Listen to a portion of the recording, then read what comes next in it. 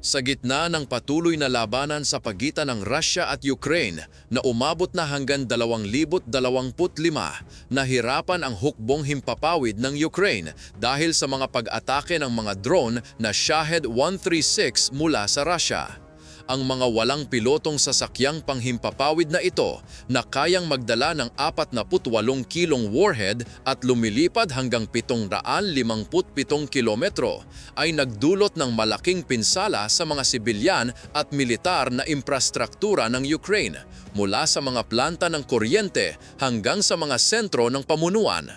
Upang labanan ang banta, natukoy ng katalinuhan ng Ukraine ang isang pangunahing pasilidad ng produksyon ng Shahed 136 malapit sa lungsod ng Tokmak na matatagpuan 349 na kilometro sa loob ng teritoryong kontrolado ng Russia bilang prioridad na target. Ang pasilidad na ito na ipinagtanggol ng mga advanced na sistema ng air defense at mga kagamitan sa electronic warfare ay gumagawa ng 40 Shahed 136 drone bawat linggo na nagsisilbing pangunahing supplier para sa mga kampanya ng pag-atake ng drone ng Russia. Isang matapang na operasyon ang binalak, gamitin ang isang lumang MiG-29 fighter na binago upang magdala ng mga bombang gabay ng katumpakan na GBU-39B mula sa Amerika upang sirain ang planta. Ang misyon ay nangangailangan hindi lamang ng pambihirang kasanayan sa pagpapalipad, kundi pati na rin ng kakayahang tumagos sa makapal na network ng air defense at matinding electromagnetic interference. Alas 2:45 ng hapon sa lokal na oras noong Hunyo 27, isang Ukrainian na MiG-29 mula sa ika-40 Tactical Aviation Brigade na nakabase sa Vasilkiv ang biglang kumaliwa nang magbigay ng babala ang sistema ng interface ng armas nito tungkol sa abnormal na boltahe.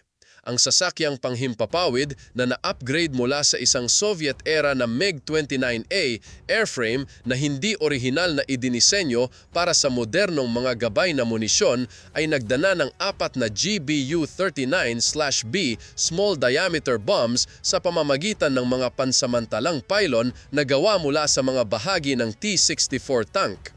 Ang bawat bomba ay may timbang na 113 kilo na may 37 kilong warhead na nagtatampok ng pinagsamang gabay ng GPS, INS at isang uncooled infrared seeker na nagbibigay ng 74% pagkakakilala ng target. Ang piloto, si Kapitan Oleksandr Mikhailenko, 32 taong gulang na may call sign na Sokil, ay kabilang sa mga pinaka-experience sa brigada na may mahigit 1,200 oras sa MiG-29. Maayos ang paglipad patungo sa target, ang Russian drone factory, hanggang sa mga sandaling iyon, ngunit nagbago ang lahat sa loob ng ilang segundo. Biglang tumunog ang SPO-15 radar warning receiver ng piloto na nakatukoy ng mga signal mula sa 64N6E radar ng sistemang S-300 PMU-2 na 59 na kilometro ang layo. Ang radar na ito na nag-scan bawat 10 segundo ay maaaring makakita ng mga target sa kalagitnaan ng altitude hanggang 186 na kilometro na ginagawa itong pangunahing banta sa lugar. Si Kapitan Mikhailenko na hinasa ng daan-daang sorti ay agad na bumaba sa 120 metro gamit ang mga burol at lambak upang bawasan ang radar signature. Mabilis niyang sinuri ang tactical display sa isang iPad na pansamantalang inayos sa cockpit. Isang simple ngunit epektibong solusyon ng Ukraine para ipakita ang mga coordinate ng target at datos ng misyon. Ang mga bombang GBU-39 ay nagsimula ng sequencing. Bawat isa ay nangangailangan ng GPS lock, INS calibration sa 3 metrong katupakan at konfirmasyon ng linkage sa digital interface na gawa ng Ukraine. Sa teorya, 30 segundo lamang ang proseso. Ngunit mas malupit ang realidad. Ang sistema ng interface na hinang sa kamay sa isang bodega malapit sa front lines ay nagkaproblema dahil sa hindi matatag na boltahe mula sa 28 boltahe na electrical circuit ng MiG-29. Isang maliit na depekto sa mga kable na muling ginamit mula sa mga elektronikong panahon ng Soviet ang nagdulot ng pagkaantala sa pag-activate ng bomba. Nanatiling kalmado si Kapitan Mikhailenko, muling sinuri ang mga gauge sa panel habang pawis ang noo sa ilalim ng presyon ng oras at ang nagbabantang radar ng S-300. Alas 2:48 ng hapon, pagkatapos ng 2 minutong tensyon, sa wakas ay nagpakita ng handa na status ang lahat ng 4 na bomba. Ipinakita ng screen ng iPad ang mga coordinate ng target para sa pasilidad ng produksyon ng drone na malalim sa teritoryong hawak ng Russia. Ang pasilidad na ito, malapit sa Tokmak, ang pinakamalaking drone manufacturing hub sa rehiyon, na may lobos na automated na mga linya ng produksyon na gumagawa ng 40 Shahed 136 na unit bawat linggo. Ang bawat Shahed 136 na may habang 3.5 metro at lapad ng pakpak na 2.5 metro ay nagtatampok ng isang MD-550 na makina na may bilis na 181 kilometro bawat oras at nagdadala ng 48 kilong high explosive warhead. Ang mga drone na ito, karaniwang inilulunsad mula sa mga mobile platform, ay nagdulot ng malaking pinsala sa mga lungsod tulad ng Kyiv at Odessa na sumisira sa mga planta ng kuryente, ospital at paaralan. Ayon sa mga ulat ng katalinuhan, protektado ito ng sistemang Krasuka-4 na electronic warfare na nag-jam ng 500 watts sa mga frequency ng GPS L1 o L2 na lumilika ng 255 kilometrong radius ng interference kasama ng isang air defense network kabilang ang S-300 PMU-2, S-400 Triumph at 2 SA-15 Tor M1 na unit. Bukod dito, isang baterya ng Panzer S-1 na may 1RS-2E radar at mga 57E-6 na missile na umaabot sa Mach 3 ang nagbabantay sa agarang paligid. Sinuri ng piloto ang gasolina. 1,775 kilometro ang natitirang saklaw, sapat upang makumpleto ang misyon at bumalik sa Vasilkiv na 454 na kilometro ang layo. Gayunpaman, pagkatapos ilabas ang bomba, 18 minuto lamang ang mayroon siya sa hostile airspace bago ang minimum na gasolina, 752 kilo ng kerosene ang magpilit sa kanyang umatras. Matindi ang pagtuo ng kanyang isip, kinakalkula ang bawat galaw upang maiwasan ang pagkakakita. Alam niya na ang 64N6E radar ng S-300 ay nagpapabilis ng mga scan, habang ang isang SA-15 na sistema sa Timog Silangan na nilagyan ng 9S-36 radar at 9M317 na mga missile na epektibo hanggang 9 na kilometro ay nagsimulang mag-imbestiga. Ang bawat 9M317 na may timbang na 716 na kilo ay maaaring umabot sa Mach 2.8 at ilak ang mga target sa mababang altitude sa pamamagitan ng aktibong radar homing. Sa loob ng 6 na minuto, kinailangan niyang umakyat sa 4,500 metro para sa pagpapakawala, isang mapanganib na galaw na maglalantad sa kanya sa buong grid ng air defense ng Russia. Ang mga bombang GBU-39 na may saklaw na 109 na kilometro mula sa 4,500 metro ay idinisenyo upang tumagos sa electronic jamming gamit ang INS at uncooled infrared seekers. Ang seeker na gumagamit ng 256 na beses 256 na thermal imaging sensor ay maaaring makilala ang mga target tulad ng mga metal na bubong ng pabrika na may 74% kumpiyansa kahit sa matinding interference.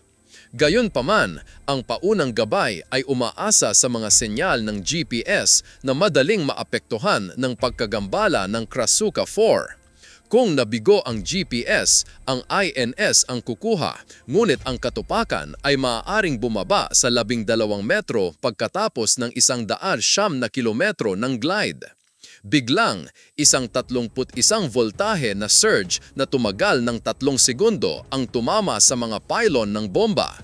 Ang mga pylon na gawa mula sa bakal ng T-64 tank ay kumuha ng 32 amperes sa mga circuit na rated para sa 20 amperes na itinulak ang sistema malapit sa overload. Alam ni Kapitan Mikhailenko na ang mga inhenyero ng Ukraine ay nag-improvise sa ilalim ng mahihirap na kondisyon upang ipares ang teknolohiyang Amerikano sa sasakyang panghimpapawid ng Soviet. Muli niyang sinuri ang mga indicator, umaasa na mananatili ang setup hanggang sa pagpapakawala. Sa isang lugar sa pansamantalang mga kable, ang inhinyeriyang pang-field ng Ukraine ay nakipaglaban sa mga elektronikong panahon ng Soviet upang kontrolin ang mga modernong armas. Pinabilis ng piloto ang mga throttle na ang kambal na RD-33 na mga makina na bawat isa ay nag-ahatid ng 8,300 kilo ng thrust ay umugong bilang tugon. Ang bilis ng sasakyang panghimpapawid ay umakyat sa 900 kilometro bawat oras na nagdudilot ng magaan na vibrations sa cockpit habang ipinapasok niya ang MiG-29 sa makitid na mga lambak na 120 metro lamang mula sa lupa. Ang hangin ay umugong sa fuselage na humalo sa mga tono ng babala ng radar sa isang tensyonadong symphony.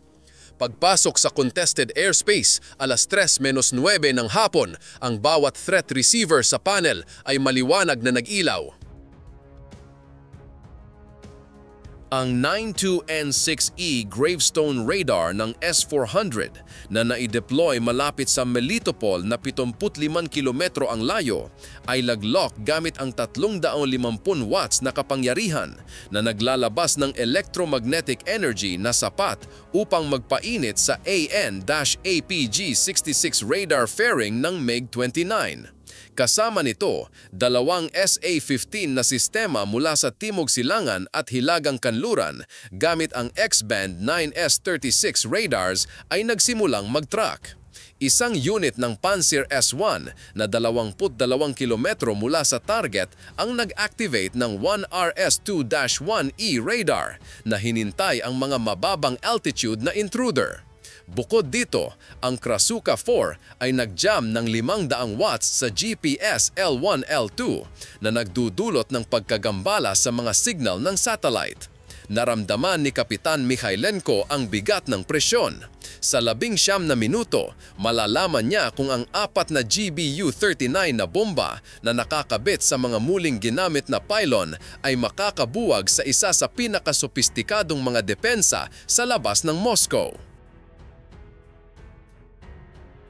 3:15 ng hapon sa lokal na oras, kumaliwa ang piloto, lumilipad sa isang makitid na 8 kilometrong gap sa pagitan ng magkapatong na mga coverage zone ng S-300. Ang rutang ito na namap ng katalinuhan ng Ukraine gamit ang satellite ng NATO at datos ng RQ-4 Global Hawk Reconnaissance ay nangailangan ng pag-navigate sa isang koridor sa pagitan ng mababang hanay ng bundok sa loob ng 7 minuto. Ang datos mula sa RQ-4 na nakolekta 48 oras bago ay nagtukoy ng mga posisyon ng radar ng Russia at mga coverage gaps na tinutukoy bilang radar dead zones dahil sa kurbada ng lupa at terrain masking.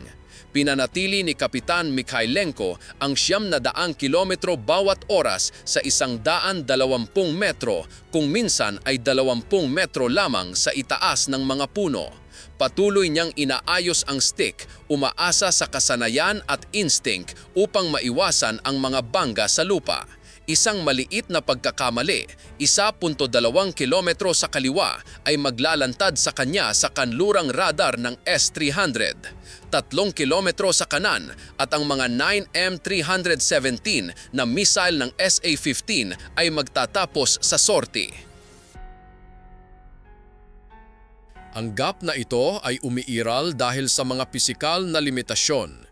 Ang 64N6E radar ng S300 ay hindi makakakita ng mga target sa ibaba ng 240 metro sa 59 na kilometro dahil sa kurbada ng lupa. Ang mga baterya ng S300 ay nagbigay prioridad sa mga banta sa mataas na altitude mula sa 10,000 metro pataas na lumilikha ng mga exploitable na blind spot sa mababang antas. Gayunpaman, ang koridor ay nangangailangan ng segundo sa segundong precision flying. Si Kapitan Mikhailenko na nakatuon ang mga mata sa terrain display at SPO-15 receiver ay naramdaman ang pagbilis ng kanyang tibok ng puso sa bawat pagbabago ng signal ng radar. Naalala niya ang mga salita ng kanyang commander bago ang flight. Kung makakaligtas ka sa koridor na ito, magkakaroon ka ng pagkakataon na gumawa ng kasaysayan. Alas 3:18 ng hapon, nagrehistro ang SPO-15 ng bagong signal. Isang mobile na unit ng SA-15 na 28 kilometro sa timog silangan ay huminto. Malamang dahil sa hinala ng mga crew sa isang kahinaan sa coverage. Inactivate nila ang 9S36 radar na nag-scan sa 10 GHz para sa mga mababang level na tactical na intruder. Itinulak ni Mikhailenko ang eroplano pababa sa 80 metro. Yumakap sa isang tuyong ilog kung saan ang mga lumang linya ng kuryente na wala sa mga mapa ng misyon ay biglang naging panganib. Ang pilak na fuselage ng MiG-29 ay dumaplis sa mga kable sa ilang metro lamang na nagpilit sa kanya na higpitan ang pagkakahawak sa stick.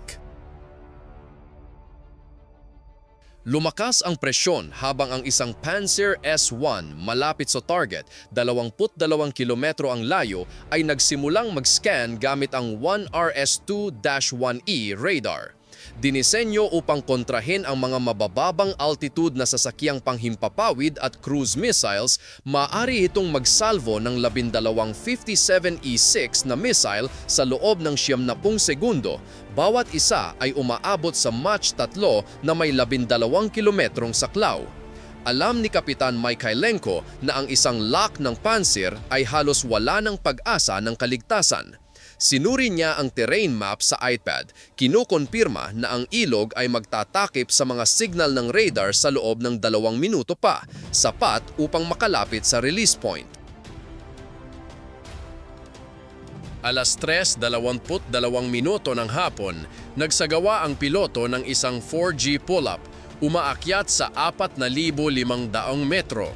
Nagliwanag ang SPO-15 habang ang Gravestone radar ng S-400 at 2 9S-36 na unit ng SA-15 ay nag-lock ng sabay-sabay. Ang electromagnetic energy mula sa S-400 sa 350 watts ay nag-overheat sa AN-66 fairing na nagdulot ng mga babala ng overheat sa panel. Si Kapitan Mikhailenko na humuhugot mula sa mga naunang sorte ay alam na ang Gravestone ay maaaring maggabay ng mga 40 N6E na missile sa Mach 6 hanggang 236 na kilometro na posibleng tumama sa loob ng 24 na segundo kung nalock. Mayroon siyang 90 segundo upang ilabas bago pumasok sa lethal range. Sa kabutihang palad, 45 minuto bago, 2 Ukrainian na Su-24 na sasakyang panghimpapawid ang naglunsad ng 4 na AGM-88 HARM anti-radiation missiles sa mga radar ng S-300 malapit sa Tokmak na nagpilit sa kanila na bawasan ang mga operasyon upang maiwasan ang pagsira. Kasabay nito, isang unit ng electronic warfare ng Ukraine ang nag-deploy ng mga ADM-160 MALD na decoy na naglalabas ng mga signature na gayahin ang isang 8 sasakyang panghimpapawid na atake mula sa Hilagang Kanluran. Ang mga decoy na ito na may radar cross-sections na katumbas ng fighter ay nag-aliw ng atensyon ng S-400 at SA-15 na lumikha ng maikling window. Si Kapitan Mikhailenko na papalapit ng mag-isa mula sa Timog Silangan ay ginamit ang gap na ito upang maabot ang posisyon ng pagpapakawala. Sa pag-abot sa 4,500 metro, ipinakita ng tactical computer ang 12 minuto ng natitirang gasolina, katumbas ng 752 kilo ng kerosene. Natapos ng mga bombang GBU-39 ang mga huling pagsusuri na ang mga GPS receiver ay nagtutok sa 5 satellite para sa 3 metrong katumpakan ng posisyon. Ang mga preloaded na coordinate ay nakatarget sa pangunahing assembly hall, electronics workshop, imbakan ng drone at lugar ng logistics. Isinulyap ni Kapitan Mikhailenko ang tactical screen sa huling pagkakataon na napansin ang pinakamalapit na baterya ng SA-15, 25 kilometro sa Timog Kanluran sa launch-ready status. Ang S-400 sa Melitopol ay naghahanda na magpaputok, ngunit ipinakita ng mga kalkulasyon na ang mga 40N6E na missile ay darating 30 segundo pagkatapos ng pagpapakawala. Ang sistemang Krasuka 4 na nakaposisyon 51 kilometro mula sa target ay nag-jam ng 500 watts sa mga frequency ng L1 o L2 na nagpapadagsa sa GPS ng white noise. Layunin ng Russia na bulagin ang mga precision-guided na armas na nagpapalihis sa mga ito. Ngunit ang GBU-39 na dinisenyo ng Boeing na nagsasama ng mga advanced na anti-jam measures ay gumamit ng adaptive algorithms upang lumipat sa INS mode sa mahinang GPS. Ang infrared seeker na nakikilala ang init ng bubong ng pabrika mula sa paligid ay nagsiguro ng katumpakan sa gitna ng matinding jamming. Alam ni Kapitan Mikhailenko na ang kapalaran ng libo-libong sibilyan ng Ukraine na dumaranas ng mga pag-atake ng Shahed-136 ay nakasalalay sa 148 kilo ng mga pampasabog sa 4 na bombang ito. Alas 3:28 ng hapon, inilabas ng piloto ang unang GBU-39. Bahagyang nayanig ang sasakyang panghimpapawid habang ang kanang pylon ay naghulog ng 113 kilong bomba. Natukoy agad ng GPS ng bomba ang jamming na ang signal to noise ay mas mababa sa 0.1. Sa loob ng 200 millisecond, lumipat ang computer nito sa INS gamit ang accelerometer at gyro data upang mapanatili ang 8 metrong katumpakan pagkatapos ng 88 kilometro ng glide. Inilabas niya ang pangalawa pagkatapos ng 6 na segundo na nakatarget sa electronics workshop, pagkatapos ay ang pangatlo at pang-apat sa loob ng 12 segundo na nakatarget sa imbakan at logistics. Ang bawat bomba ay nag-deploy ng mga pakpak pagkatapos ng 2.7 segundo, lumilipat mula sa ballistic patungo sa kontroladong glide na may 20 sa isang lift-to-drag ratio na umabot sa 180 metro bawat segundo. Ang onboard computer na may 400 MHz na prosesor ay kinakalkula ang mga nagko-converge na flight path mula sa iba't ibang anggulo na nagsisiguro na walang point defense tulad ng Panzer S-1 ang makakasali sa lahat ng 4 ng sabay-sabay. Ang mga bomba ay naglakbay ng 88 kilometro sa contested airspace na may 30 segundong pagitan upang mapakinabangan ang sunod-sunod na pagsira. Si Kapitan Mikhailenko, nang hindi hinintay ang impact, ay nag-invert ng jet at nag-pull ng 5G upang bumalik sa 120 metro, naghahanap ng takip ng lupa. Nagliwanag ang SPO-15 habang ang 9S-36 radar ng isang SA-15 ay lumipat sa track mode. 3:29 ng hapon, ang pinakamalapit na baterya ay naglunsad ng dalawang 9M37 na missile. Bawat isa ay 716 na kilo na bumilis sa Mach 2.8 sa loob ng 3 segundo. Si Kapitan Mikhailenko, gamit ang datos ng lupa, ay nagmaniobra ng MiG-29 sa isang makitid na lambak kung saan ang mga burol ay nagdulot ng pagkakagambala sa mga radar lock. Ipinakita ng intercept math na ang mga missile ay darating pagkatapos ng 45 segundo, kung saan ang jet ay magiging nakatago na. Samantala, ang Pansir S-1 ay nag-activate ng 1RS-2-1E radar, ngunit ang terrain clutter ay pumigil sa lock. Huminga ng maluwag si Mikhailenko kahit na alam niyang may mga panganib pa rin. Samantala, nagpatuloy ang mga bombang GBU-39. 3:31 ng hapon, ang mga signal ng GPS ay tumagos sa jamming ng Krasuka 4 na nagpapahintulot ng mga update sa posisyon sa 8 metrong atumpakan laban sa mga projected path. Ang INS na may MEMS accelerometers at laser gyros ay nagpanatili ng katumpakan sa pinakamatinding kapaligiran ng jamming sa mundo. Ang lead bomb ay nakuha ang target 3:32 ng hapon gamit ang infrared upang itugma ang metal na bubong ng assembly hall laban sa mga reference sa 74% kumpiyansa.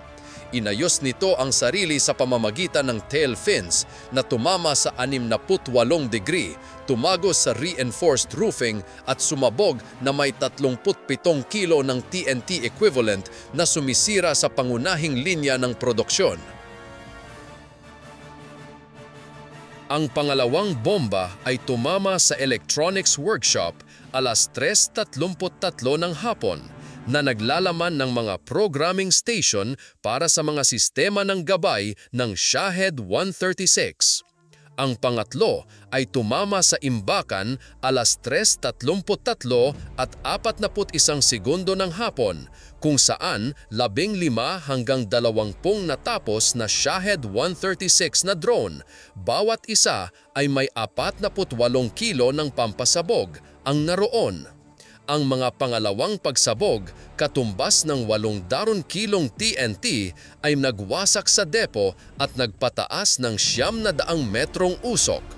Ang pang-apat na tumama sa logistics 3:34 at 11 segundo ng hapon ay sumira sa gasolina, mga spare at kagamitan sa maintenance na nagkakahalaga ng 12 milyong rubles na nagputol sa supply chain ng drone ng Russia sa Timog.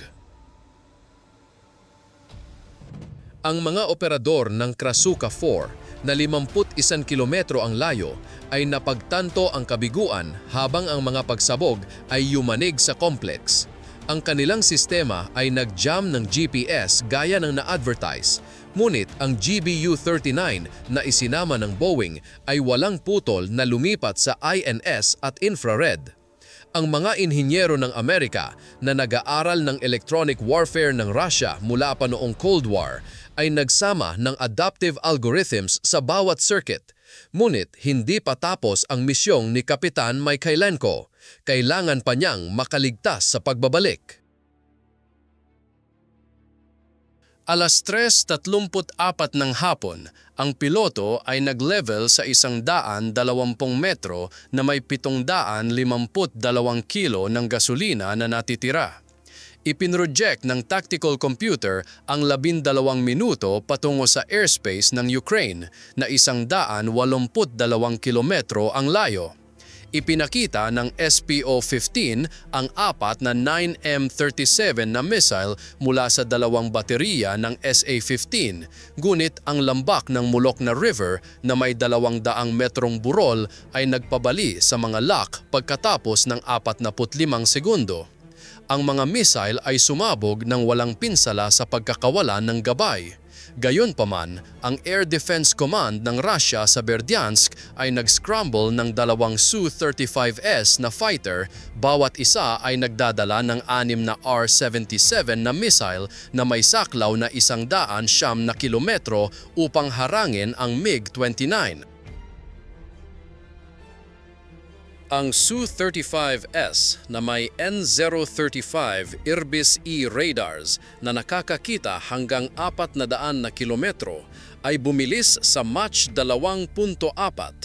Ngunit sa 120 metro, ang radar return ng MiG-29 ay nagkagulo sa gitna ng lupa na pumipigil sa mga lock ng Irbis-E. Si Kapitan Mykalenko, alam na ang pag-akyat ay maglalantad sa anya ay nanatiling mababa, patuloy na inaayos upang gamitin ang mga lambak at burol. Tumawid siya sa Molokna 3:38 ng hapon na nagmamarka ng pagtakas mula sa epektibong radar coverage ng Russia. Nawala ang track sa mga baterya ng SA-15. Ang Su-35S ay naghabol ngunit sa mataas na fuel burn bumalik pagkatapos ng 6 na minuto habang ang MiG-29 ay lumapit sa 75 kilometro mula sa airspace ng Ukraine. Si Kapitan Mykalenko na basang-basa ang uniforme sa pawis ay muling sinuri ang mga gauge. Ang gasolina ay nasa 400 kilo, sapat para sa 8 minuto pa. Binawasan niya ang throttle sa 700 kilometro bawat oras para sa optimal na saklaw. Sinusubaybayan ang SPO-15 para sa mga bagong banta. 3:46 ng hapon, tumawid siya sa linya patungo sa airspace na kontrolado ng Ukraine. Ang palakpakan mula sa ground control ay pumutok sa radyo habang iniulat niya, "Sokil, natapos ang misyon, bumabalik." Ang pagsusuri pagkatapos ng misyon ng katalinuhan ng Ukraine at mga tagapayo ng NATO ay nakumpirma ang tagumpay ng operasyon. Ang 4 na GBU-39 na bomba ay nagpanatili ng 12 metrong katupatan sa kabila ng patuloy na GPS jamming mula sa Krasuka 4. Ang mga pagsabog ay sumira sa 70% ng pasilidad ng drone na nagdulot ng pagkakagambala sa supply ng Shahed 136 sa loob ng hindi bababa sa 3 buwan.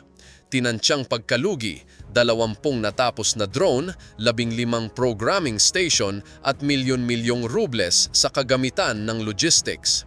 Ang Krasuka 4 na tumatakbo gaya ng dinisenyo ay hindi nagtagumpay laban sa GBU-39 na itinayo na may mga countermeasure laban sa electronic warfare ng Russia mula sa simula.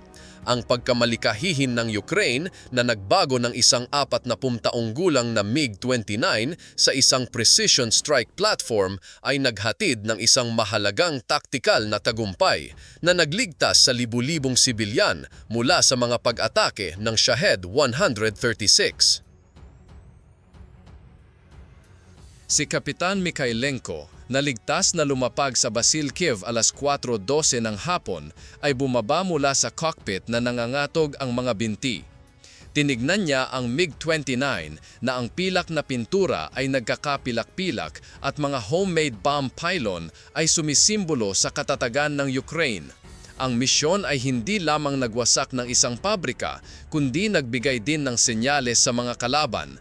Kahit na may limitadong mapagkukunan, kaya ng Ukraine na malampasan ang mga pinaka-advanced na sistema. Nang tanungin tungkol sa kanyang damdamin pagkatapos ng sorti, siya ay numiti lamang, "Ginawa ko lang ang trabaho ko, pero ngayon kami ang nanalo."